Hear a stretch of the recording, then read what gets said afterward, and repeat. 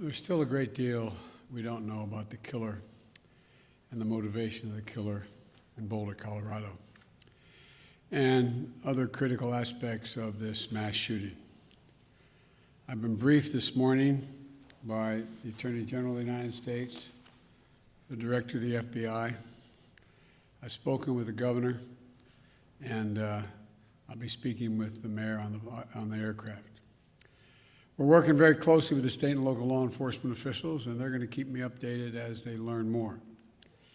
You're going to ask me to speculate, understandably, you'd ask me to speculate about what happened, why it happened, and I'm not going to do that now because we don't have all the information, not until I have all the facts. But I do know this, as president, I'm going to use all the resources at my disposal to keep the American people safe. As I said, at this moment, a great deal remains unknown, but three things are certain. First, 10 lives have been lost and more families have been shattered by gun violence in the state of Colorado. And Jill and I are devastated, and the feeling, I just can't imagine how the families are feeling, the victims whose futures were stolen from them, from their families, from their loved ones, who now have to struggle to go on and try to make sense of what's happened.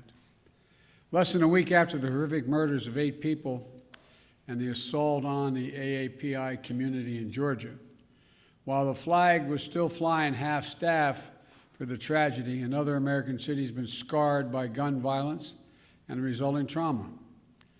And the state, I even hate to say it because we're saying it so often, my heart goes out. Our hearts go out for the survivors, who had to flee for their lives and who hid, terrified, unsure if they would ever see their families again, their friends again. The consequences of all this are deeper than I suspect we know. By that I mean the mental consequences, the feeling of, anyway, it's just been through too many of these. The second point I want to make is my deepest thanks to the heroic police and other first responders who acted so quickly to address the situation and keep the members of their community safe. And to state the obvious,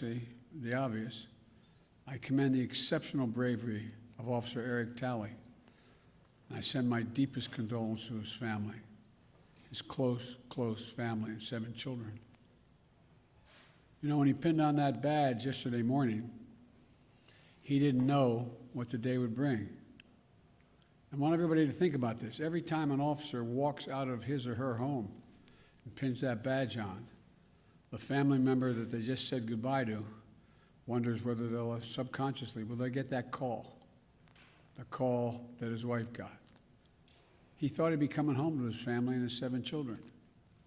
But when the moment the act came, Officer Tully did not hesitate in his duty, making the ultimate sacrifice in his effort to save lives.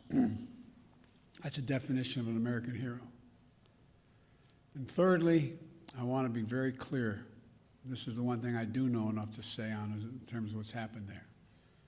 While we're still waiting for more information regarding the shooter, his motive, the weapons he used, the guns, the magazines, the weapons, the modifications that apparently have taken place to those weapons that are involved here, I don't need to wait another minute, let alone an hour, to take common sense steps that will save the lives in the future and to urge my colleagues in the House and Senate to act. We can ban assault weapons and high-capacity magazines in this country once again. I got that done when I was a senator. It passed. It was law for the longest time. And it brought down these mass killings. We should do it again. We can close the loopholes in our background check system, including the Charleston loophole. That's one of the best tools we have right now to prevent gun violence.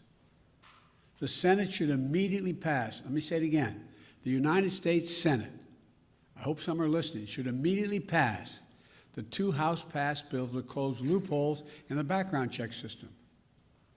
These are bills that receive votes of both Republicans and Democrats in the House. This is not and should not be a partisan issue. This is an American issue.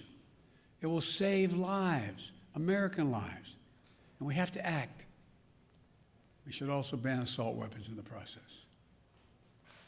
I'll have much more to say as we learn more, but I wanted to be clear.